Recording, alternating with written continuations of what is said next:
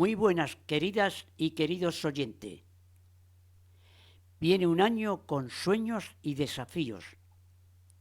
Que lo podamos vivir con fe y que el mensaje de paz llegue a todos los corazones. Feliz Año Nuevo 2024. Un día más en vuestra radio La Vendée, para que juntos podamos seguir disfrutando con el conocimiento del séptimo arte. En nuestro programa Retazos cinematográficos. Les habla Francisco de Madrid. Por si alguien no ha oído los programas anteriores, os comento que todos se dividen en 4 partes. En la primera, a la que he llamado Comenzamos. Acción. Analizamos por orden cronológico aquellas películas españolas cuyo personaje principal, o al menos de gran importancia en la trama, es una persona ciega o con grave deficiencia visual. En la segunda, noticiario, al objeto de marcar las películas en el contexto histórico sociocultural de su fecha de producción, un resumen de los acontecimientos más importantes a manera de portada de anuario. Haremos mención, si así hubiese sucedido, a cuáles de ellos han sido llevados con posterioridad a la gran pantalla. En la tercera, diccionario cinematográfico. Explicación de algunas de las palabras que se han mencionado en el programa. La última, la cuarta, a la que he llamado Luz y Sombra. Es mi pequeño homenaje a un personaje no vidente, pero que destacando en alguna materia ha supuesto un luminoso faro para la humanidad y que con carácter general su vida haya sido llevada al cine. En la medida en que podamos, intercalaremos sonidos y música original, si ello no fuera posible, alguna referida al tema tratado. Como preámbulo y antes de comenzar el programa propiamente dicho, cuando sea preciso, analizaremos la información complementaria y las correcciones que ustedes o yo hayamos advertido con referencia a los ya emitidos.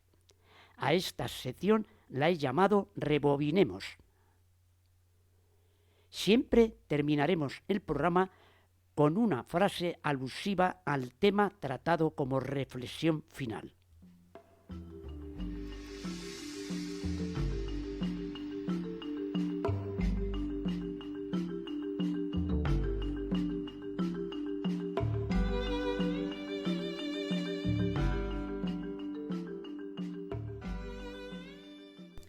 Rebobinemos.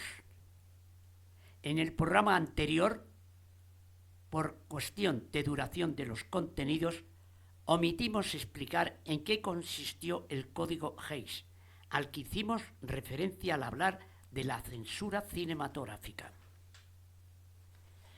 Con este nombre se conoce a un código de producción cinematográfico que en los Estados Unidos, con una serie de reglas restrictivas, censura, describía lo que era considerado moralmente aceptable. Creado por la Asociación de Productores Cinematográficos de Estados Unidos en 1930, fue escrito por el presidente del Comité Nacional Republicano, William Harrison Hays, y se aplicó desde 1934 hasta su abandono en 1967. En base a él, se prohibió la exhibición en los Estados Unidos de la mayoría de las películas europeas o independientes que a menudo violaban el estilo de Hollywood o no representaban el modo de vida norteamericano. Más tarde, con el visto bueno de Joseph McCarthy, senador de Wisconsin, entre 1947 a 1956, el Comité de Actividades Antiamericanas empezó a perseguir a los intelectuales más destacados de Hollywood, a los que acusó con simpatizar con el comunismo, lo que se conoce como la caza de brujas en Hollywood.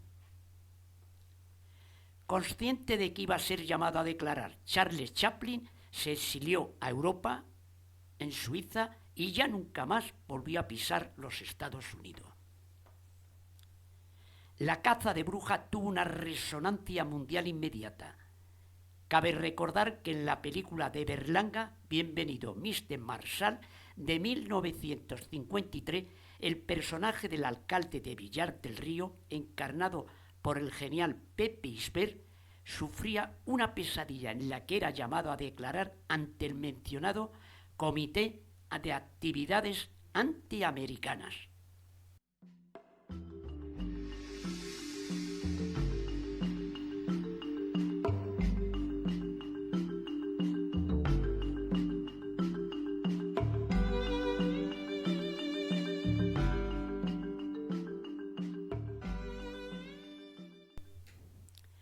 Tanto en este programa como en el siguiente vamos a abordar películas que, si bien pasaron prácticamente desapercibidas, cumplen no obstante con nuestro criterio de selección.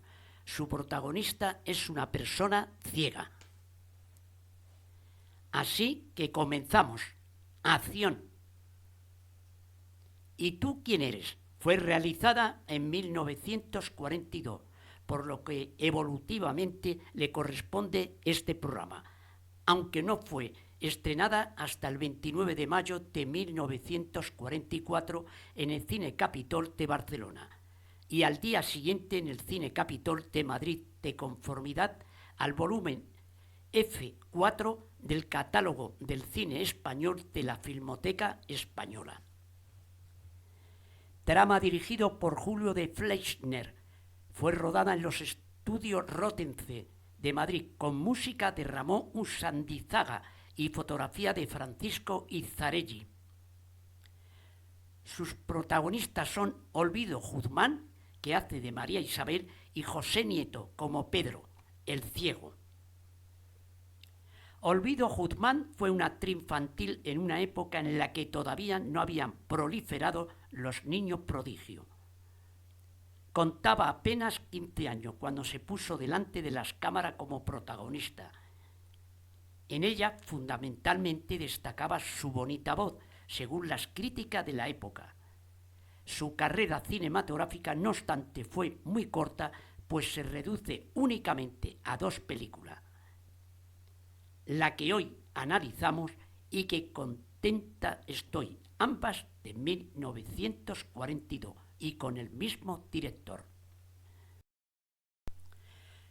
José Nieto, por el contrario, era un veterano galán. Había debutado en 1925 con Florian Rey, en su primer Lazarillo de Tormes, película que ya fue analizada en nuestro segundo programa, con una ascendente trayectoria en la etapa final del cine silente, que se vería truncada por la paralización de la industria española con la entrada del sonoro. Por ello, decide dejar nuestro país. Retomó su carrera cinematográfica en España en 1940, en donde trabajó con lo más prestigioso de nuestro cineasta. Edgar Neville, Juan de Orduña, José María Forqué, Ignacio F. Iquino y Carlos Saura.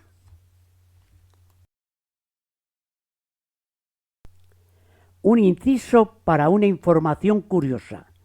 Es relativamente frecuente que al referirse a algún director, actor y músico se ponga después del nombre una inicial mayúscula seguida de un punto. Costumbre americana para designar la inicial del segundo nombre, que sin embargo no es la regla en España, que habitualmente se corresponde al primer apellido. Así, en el caso del realizador catalán Ignacio F. Iquino, 1910-1994, guionista, director y productor de nuestro cine, creador de algunas de las mejores películas de nuestra filmografía, como entre otras El Judas, 1952, El tambor de Brooks, 1948, o Al margen de la ley, 1936, que narra el famoso crimen del Expreso de Andalucía perpetrado en el mandato de Primo de Rivera, 1924. La F. correspondería a su primer apellido, que es Ferrés.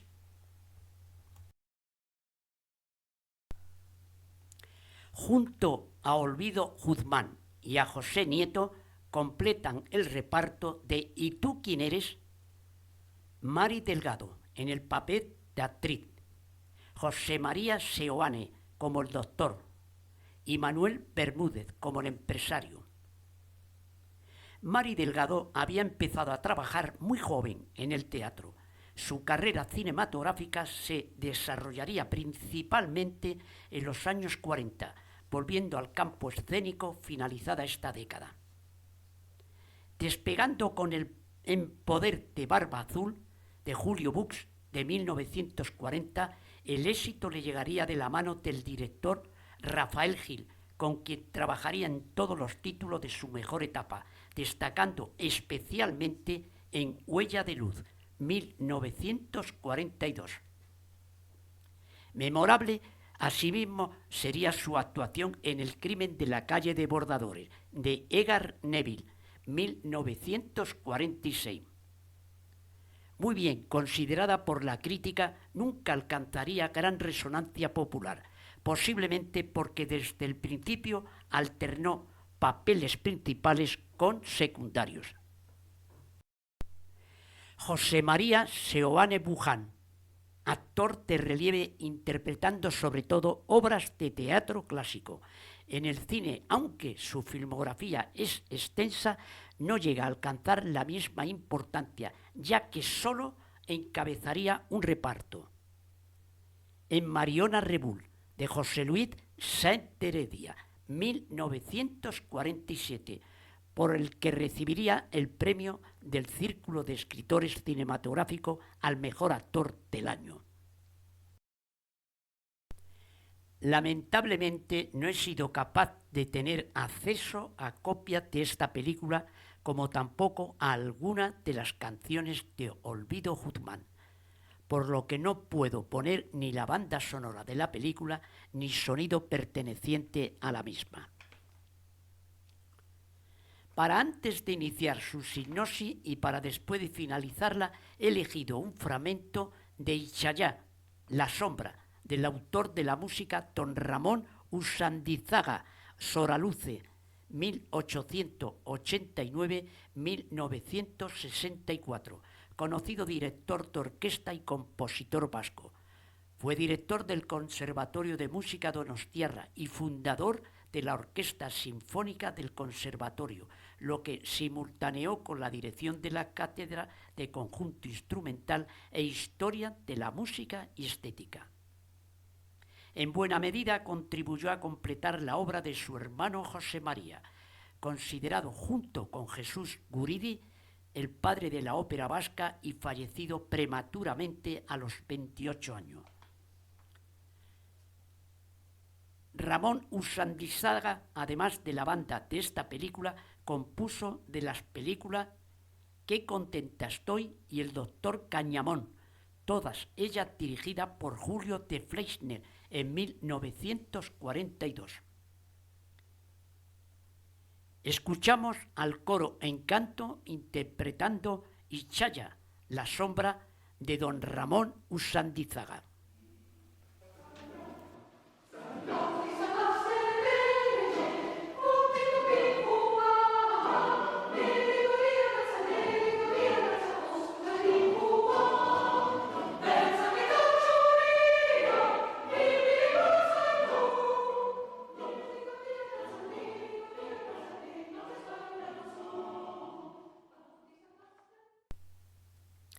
María Isabel y Pedro son hermanos. Ella está en un internado femenino y él, que es ingeniero, vive entregado a la labor de diseño de un motor que tiene en proyecto. Las dificultades económicas obligan a Pedro a realizar las pruebas de su invento en condiciones peligrosas, hasta que un día el motor explota, causándole la pérdida de la visión. Tanto él como María Isabel carecen del dinero necesario que les permita acudir a un cirujano célebre que le posibilitaría la recuperación de la vista. Es entonces cuando la hermana decide ponerse a cantar, intentando así hacer frente a la angustiosa situación creada. Oída por el presidente del patronato del Teatro Nacional de la Ópera, este quedará fascinado por la voz de María Isabel, por lo que impulsará su carrera y ayudará a Pedro para que le vea el prestigioso médico, facilitándole ayuda técnica y financiera para que pueda llevar adelante las pruebas de su anhelado proyecto.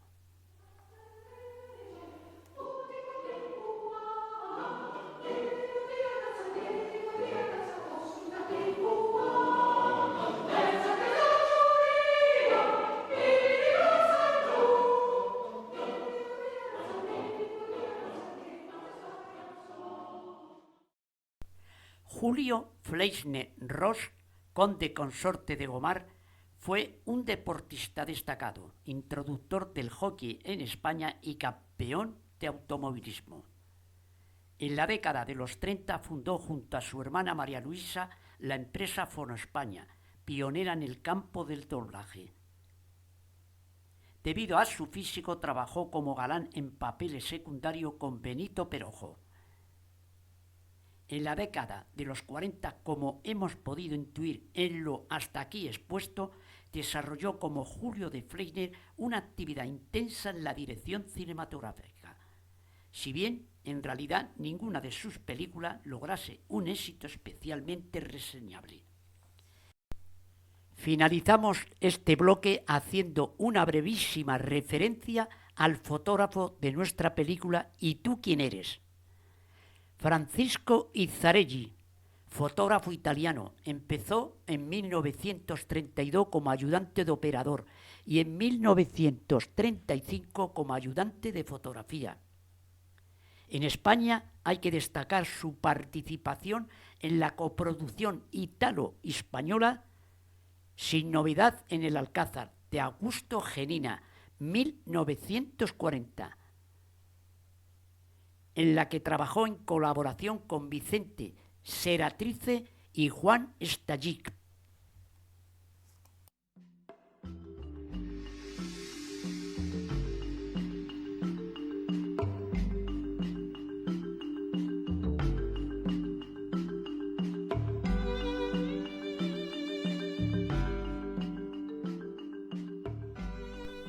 Noticiario. El contexto histórico-social de la España de 1942, año de realización de la película que hemos abordado, en esencia es prácticamente idéntico al que vimos en el programa anterior a referirnos a 1941. Viene marcado por lo que se han denominado años del hambre, que por desgracia persistieron durante toda la década y con especial crudeza hasta 1945. Según recoge Julio Montero Díaz en la revista Estudia et Documenta 2020, la economía había quedado destruida, no solo materialmente por la destrucción de los bombardeos y las requisas en campos, ganaderías, industria y servicio, sino que el mayor lastre lo constituía la financiación. Prácticamente se carecía de recursos propios para hacer frente a la reconstrucción y no se podía recibir ayuda exterior como consecuencia de la Segunda Guerra Mundial. En estos años iniciales de la posguerra, la política económica primó la industria frente a la agricultura y como consecuencia produjo una gran carencia que se pretendió controlar con el racionamiento, pero como ya dijimos, ni las cartillas de racionamiento ni el auxilio social pudo paliar las mínimas necesidades de nutrición de una buena parte de la población, especialmente de la población urbana. No es de extrañar que dentro de este contexto se desarrollara el mercado negro, el extraperlo, como era conocido popularmente al comercio ilegal de bienes sometidos a algún tipo de impuesto o tasa por el Estado. El mercado negro constituyó en estos años fundamentalmente un medio de subsistencia y no, aunque los hubo sobre todo en años posteriores, una acción delictiva organizada por acaparadores de grandes cantidades. Era habitual que fuesen las mujeres las que se procuraran este tipo de abastecimiento para sus hogares. Sin afán de banalizar este hecho, dado que al final la compra-venta clandestina y el acaparamiento de bienes para ésta tuvo el efecto perverso de una mayor subida de los precios, lo que aún produciría más miseria y hambre a las clases más desfavorecidas. Se dice que la palabra extraperlo viene del escándalo político producido como consecuencia de un juego de ruleta, conocido como extraperlo, acrónimo de los apellidos de los empresarios Strauss y Perlowitz, que fue declarado ilegal por fraudulento y que, según denunció posteriormente Strauss, miembros del Partido Radical habían hecho valer su influencia a lo largo de 1934 para su puesta en marcha a cambio de un porcentaje en el negocio. Aunque no se encuentren directamente referidos a España, permítame, como reflexión a la paz, dos breves apuntes sobre acontecimientos que ocurrieron fuera de nuestra frontera y que están en relación con la Segunda Guerra Mundial. El 20 de enero de 1942, en una mansión a orillas del lago Wannsee, cerca de Berlín, 15 dirigentes de alto rango del partido nazi y del gobierno alemán aprobaron la solución final. Si bien el asesinato de la población judía ya se estaba produciendo, muchos expertos consideran a la conferencia de Wannsee como el momento y lugar donde se planificó el holocausto judío. Hoy esta villa acoge un museo con el objetivo de mantener viva la memoria y aprender de la historia para que no se vuelva a repetir. Ojalá que ni por los propios judíos. Entre los días 23 de octubre y 3 de noviembre de 1942 se produjo la segunda batalla del Alamein, Egipto, en la que la victoria aliada bajo el mando del general Bernard Montgomery y la retirada estratégica del eje decretada por el mariscal Erwin Rommel supuso un punto de inflexión en el devenir de la guerra. Así, si a principios de este año la victoria del eje se daba por segura, a partir de esta batalla ya no hubo duda sobre el desenlace final victorioso de los aliados. Ni siquiera para Rommel, que llegando al convencimiento que Hitler conducía al desastre a Alemania, participó en un complot para su eliminación, que le llevó a su suicidio impuesto. Tanto el Holocausto como las batallas en el norte de África durante la Segunda Guerra Mundial y sus protagonistas han sido reiteradas veces llevadas a la gran pantalla. Solo como muestra señalar la solución final de Frank Pierson del 2001 y la batalla del Alamein de Giorgio Ferroni de 1969, por citar aquellas que específicamente llevan como título los hechos reseñados, aunque no sean las mejores artísticamente. En memoria de todas las personas fallecidas a causa de la guerra, así como en honor a aquellos que arriesgaron su vida para salvar otras, oigamos un fragmento de la banda sonora de la película La lista de Schindler, de Steven Spielberg, de 1993. Película ganadora de 7 Oscars, entre ellos uno a la mejor banda sonora de John Williams, e incluida por la Santa Sede entre las 45 mejores películas de la historia. Está basada en un hecho real. Cómo el empresario alemán Oskar Schindler salvó la vida a más de 1000 judíos.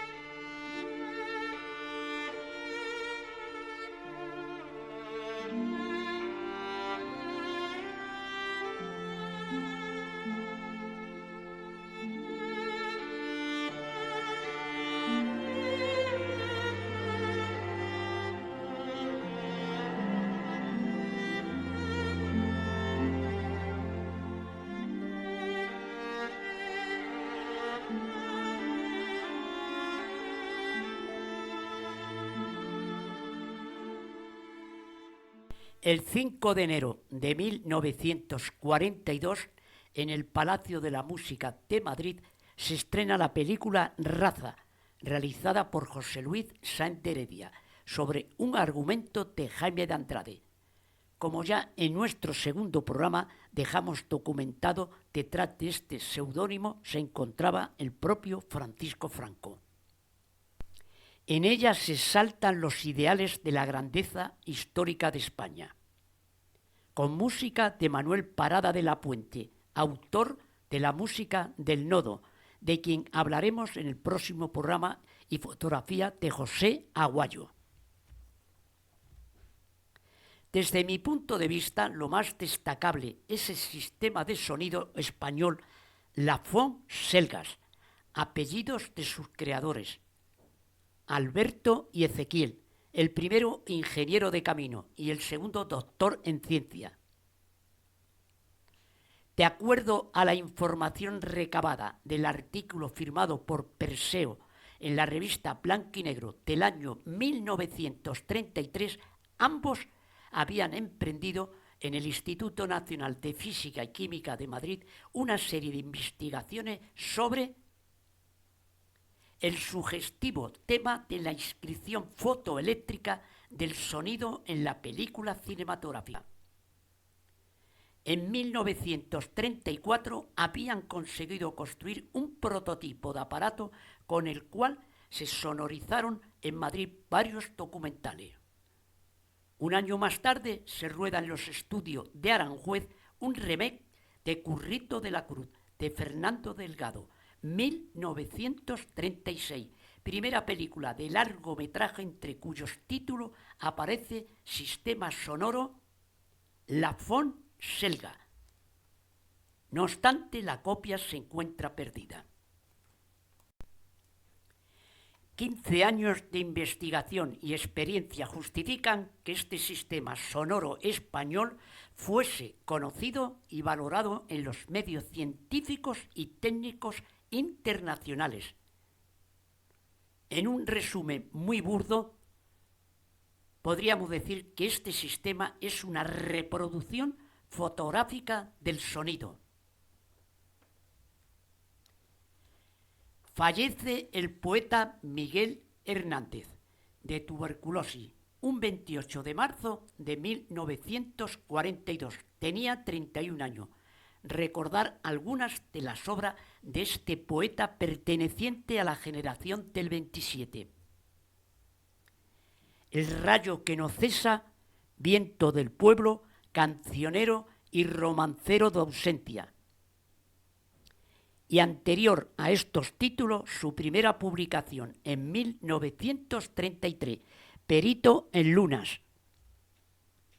Su gran amigo Vicente Alexandre le dedicó la elegía en la muerte de Miguel Hernández, que escribió el mismo día de su muerte en la enfermería de la prisión alicantina en la que acababa de morir.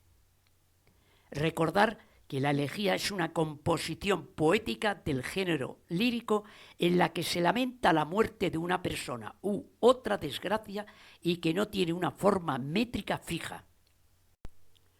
Escuchemos unos versos de la elegía que Miguel Hernández dedicó a su gran amigo Ramón Seijep, abogado, escritor, periodista y ensayista de firmes principios católicos.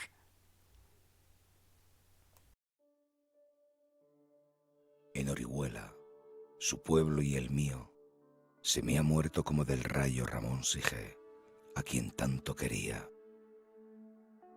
Yo quiero ser llorando el hortelano de la tierra que ocupas y estercolas, compañero del alma, tan temprano, alimentando lluvias, caracolas y órganos mi dolor sin instrumento, a las desalentadas amapolas daré tu corazón por alimento.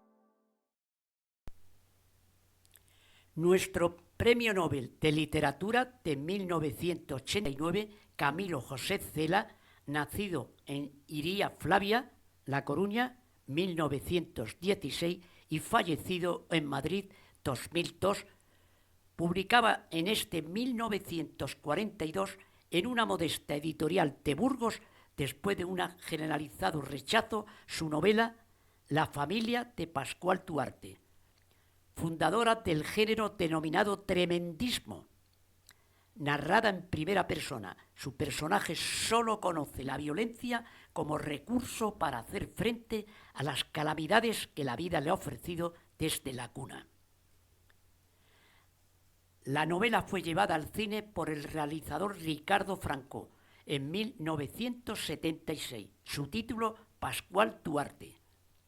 En el papel estelar, José Luis Gómez, por el que obtendría el premio a la interpretación masculina del Festival de Cannes.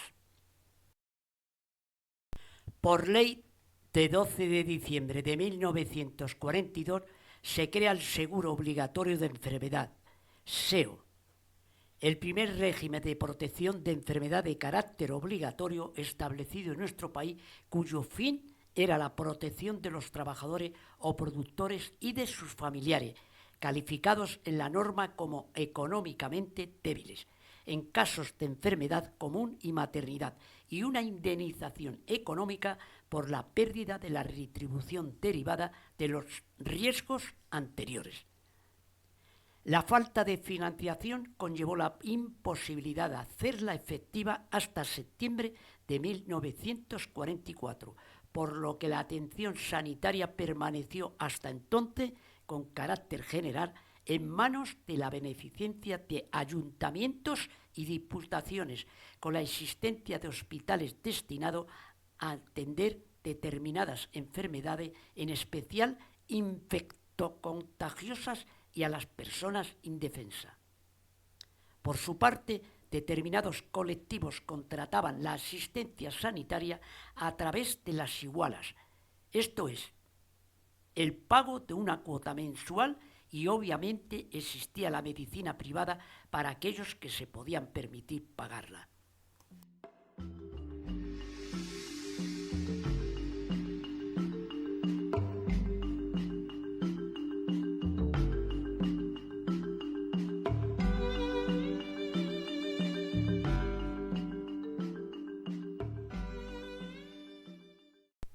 En nuestra sección Diccionario Cinematográfico, hoy nos vamos a centrar en la parte más física de la producción cinematográfica, los estudios cinematográficos. De acuerdo con el número 10 de los cuadernos de la Academia, coordinado por Jesús García de Dueña y Jorge Gorostiza, entendemos como estudio cinematográfico un edificio o conjunto de edificios y espacios al aire libre destinado de forma permanente para el rodaje y en muchos casos también al doblaje. Requieren de unas cualidades e instalaciones específicas dotadas de la infraestructura básica, incluso para contener los decorados que en ellos se montan. En España tuvieron su esplendor en los años 40 y 50 para desaparecer como si un ciclón los hubiese arrasado a partir de los años 60. La causa del ciclón es fácilmente identificable: el precio del suelo. Repasemos los más importantes. Estudios Orfea. Después de un periodo inicial como estudio de rodaje al que se trasladaba en 1930 una pequeña productora parisiense para realizar una de sus producciones, Pax, se convirtieron en el estudio de referencia de Barcelona en plena transformación del cine no sonoro al sonoro. Fueron los primeros estudios de España en rodar películas sonoras y dobladas. En ellos, como consta en la ficha técnica, se grabó Marianela, de Benito Perojo, 1940, película analizada en nuestro programa quinto. Su primera película grabada con sonido directo lleva el título Carceleras, de José Bus, en 1932, y la primera grabada en español, Susana tiene un secreto, de Benito Perojo, en 1933. En 1936 se realiza la película de mayor éxito, Morena Clara, de Florian Rey, basada en la obra teatral de Antonio Quintero, con Imperio Argentina, Miguel Ligero y Manuel Luna. Música de Rafael Martínez en la parte orquestal y Juan Mostazo de las canciones. El sueño de Orfea acabó en 1962, tras un gran incendio, parece ser que intencionado, pocos días después de finalizar el rodaje de La Bella Lola, de Alfonso Balcázar. Estudios Cinematografía Española Americana, CEA. Se constituyen como sociedad anónima el 17 de marzo de 1932. Si bien la idea de crearlo surge en 1931 en el Congreso Hispanoamericano de Cinematografía. En el restaurante Lardí de Madrid se reúnen Jacinto Benavente, Carlos Arniche, los hermanos Álvarez Quintero, el dramaturgo Manuel Linares Rivas y el músico español Jacinto Guerrero, quienes deciden acometer la construcción y constituirse en una sociedad con algunos de los empresarios que se reúne en torno a Rafael Salgado, verdadero artífice del proyecto en su parte financiera, precursor de la Cámara de Comercio y presidente del Consejo de Administración del Banco Mercantil e Industrial. Se construye unos estudios cinematográficos de rodaje y doblaje en Ciudad Lineal, a 7 kilómetros del centro de Madrid. Los estudios se inauguran el sábado 28 de octubre de 1933. En los meses siguientes se rueda en estas instalaciones la primera película marca CEA, El agua al suelo, 1934, de Eusebio Fernández Ardavín. Luego se filman clásicos del cine español como Nobleza Baturra, de Florian Rey, 1935, la ya mencionada Raza, de José Luis Sáenz de Heredia, 1941, Los últimos de Filipina, de Antonio Román, 1945, y Bienvenido Mr. Marshall, de Berlanga, 1952, convirtiéndose en los estudios más importantes en el periodo inmediatamente posterior a nuestra guerra. Una breve puntualización. En lo expuesto anteriormente se habrán podido dar cuenta que al referirnos a la película Raza he hecho referencia a José Luis Sáenz de Heredia, 1941, y sin embargo figura en el noticiario del año 1942. Ello es debido a que 1941 fue la fecha de producción, que es la que consta cuando se hace referencia a una película y a su realizador. En el noticiario, por el contrario, reseñamos algunos de los acontecimientos sucedidos en un año. De aquí que Raza, al ser estrenada en el 1942, figure en este noticiario. CEA Es el único estudio que permanece operativo con un buen número de películas en los primeros años de la década de los 60.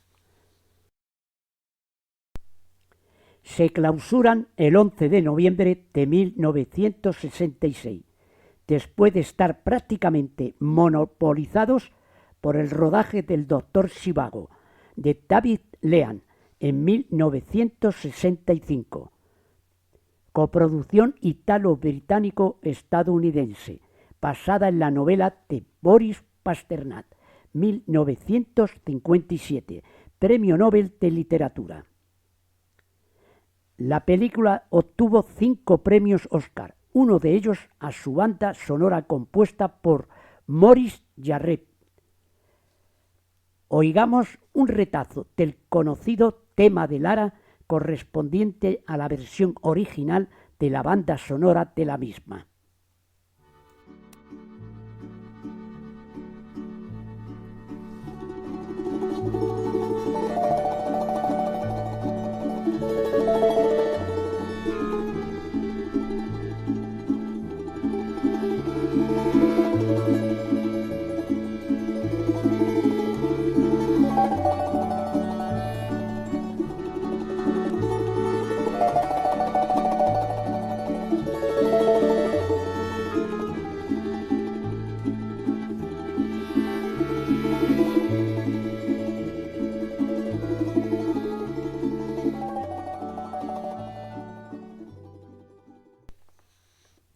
En nuestra sección Luz y Sombra no podía faltar un lugar de honor para un compositor de talla internacional, enamorado de la tradición poética española. No obstante, la magnitud de su figura nos obliga a dedicarle 2 programas, este y el siguiente. Nos vamos a preocupar desde este momento de un clásico de amplia capacidad creativa que, junto a su espíritu incansable de trabajo, permaneció siempre en su interior una personalidad bien definida, intacta por cualquier influencia vanguardista y, sobre todo, presidida por un sereno talante independiente. Según sus propias palabras, todas las artes ayudan al hombre y la música comporta indudables valores milagrosos, mágicos o sortilegios y una positiva influencia moral.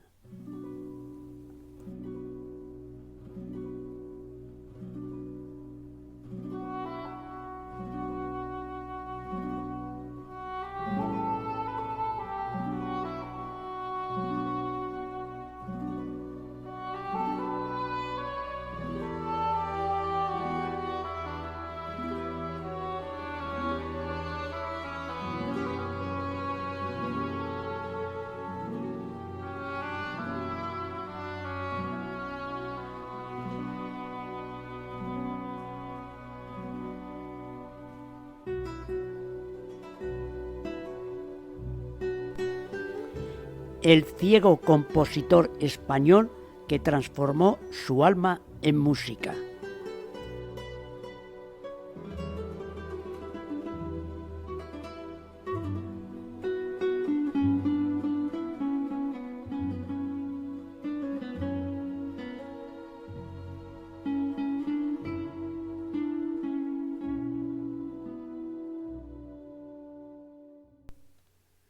Joaquín Rodrigo Videret nació en la significativa fecha del 22 de noviembre, día de Santa Cecilia, patrona de los músicos, del año 1901, en la localidad de Sagunto, cerca de Valencia.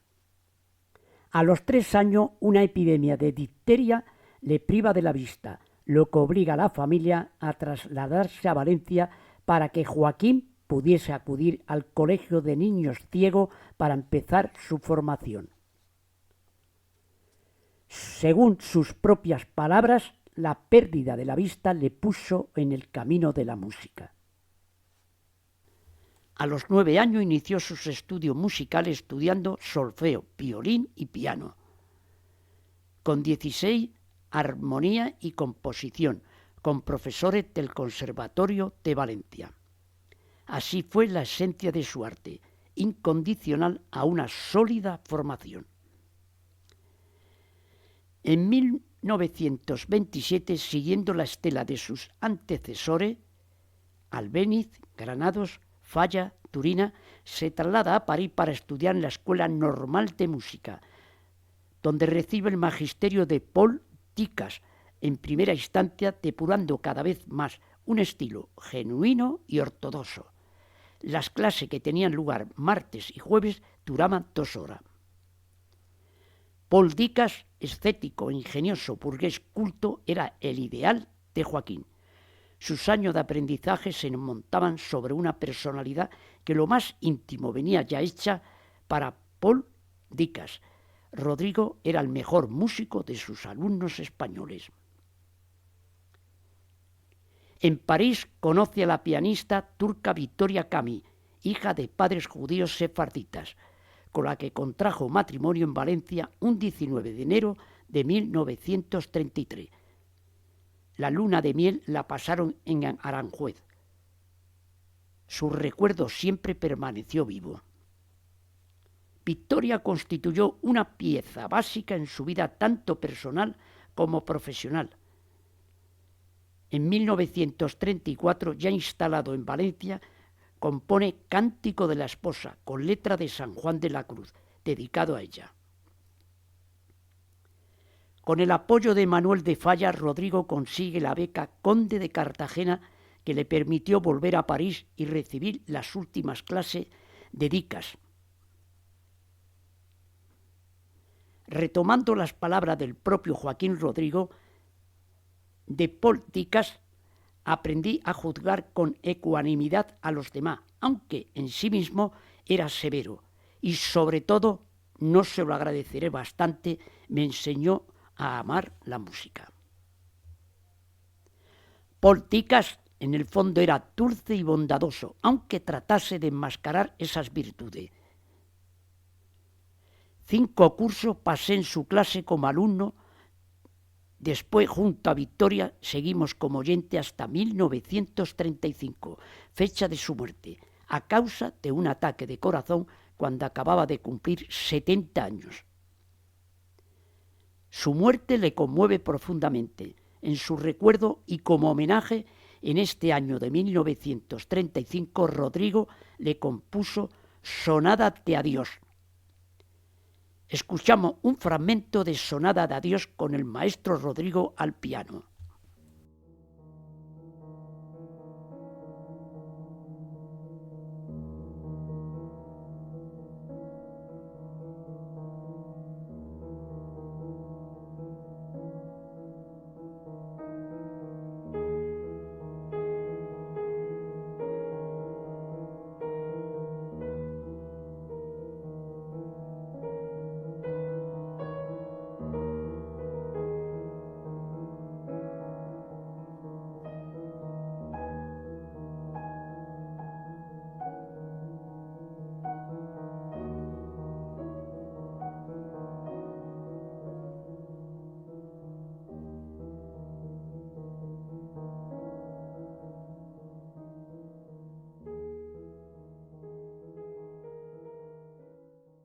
En 1939, todavía en París, Joaquín Rodrigo inicia la composición de la que no solo sería su obra magna, sino quizá el más virtuoso concierto en el que una guitarra se enfrenta a toda una orquesta.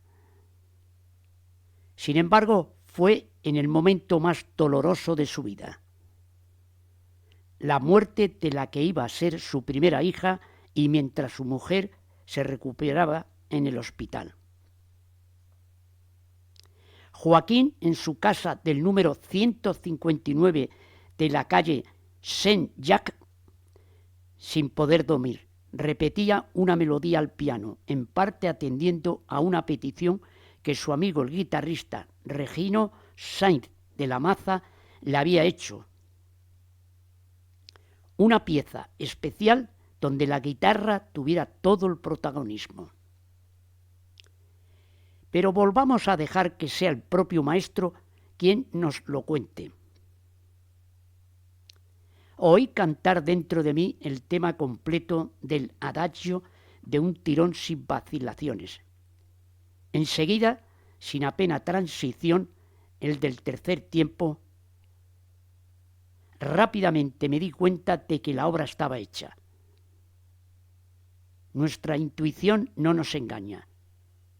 Si al adagio y al allegro final me condujo algo así como la inspiración, llegué al primer tiempo por la reflexión, el cálculo y la voluntad.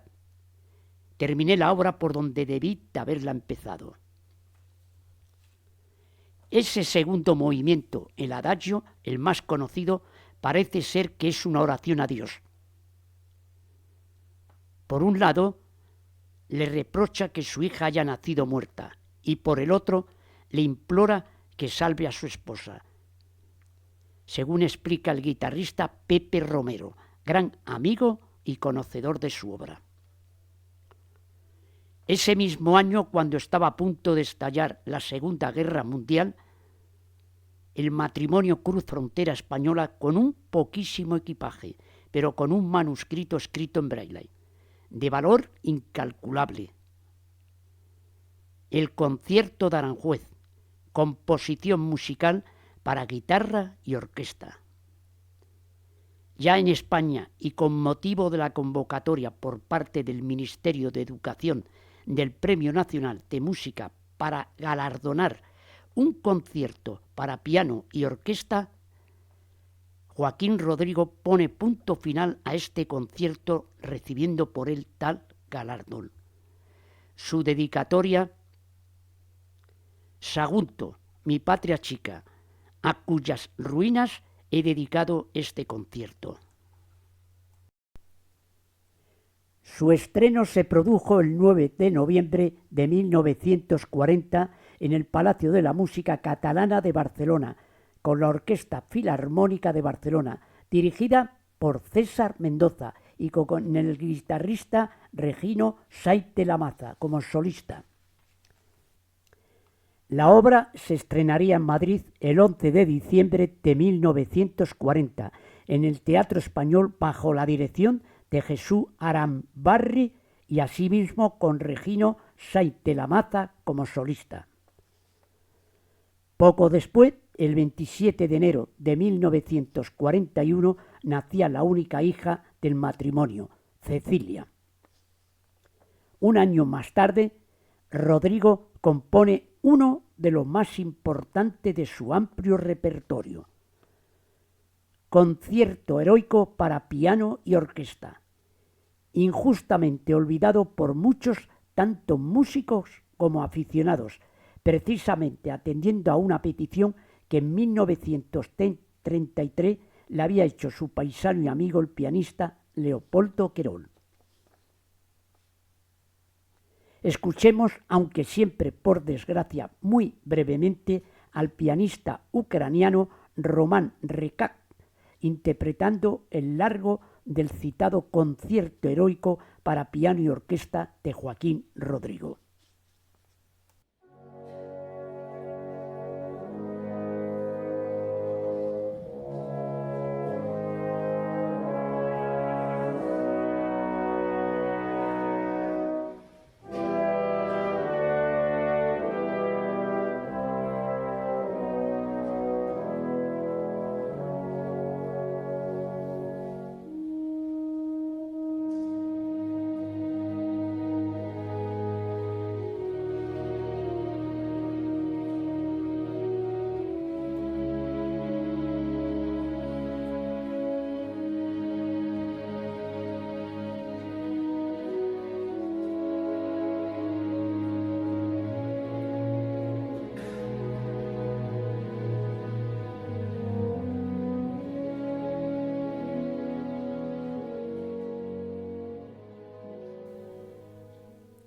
En 1953, Leopoldo Querol protagonizó la película Concierto mágico, del realizador Rafael Juan Salvia, donde se interpretaba a sí mismo.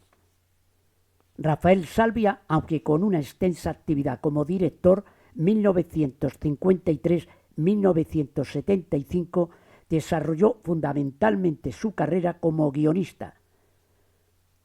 Suyo sería el guión de la película El Judas de Ignacio F. Iquino, 1952, llegando a escribir a lo largo de casi 3 décadas más de 80 títulos. Finalizamos esta primera parte de nuestro homenaje al maestro Rodrigo como la empezamos, escuchando otro fragmento del adagio del concierto de Aranjuez.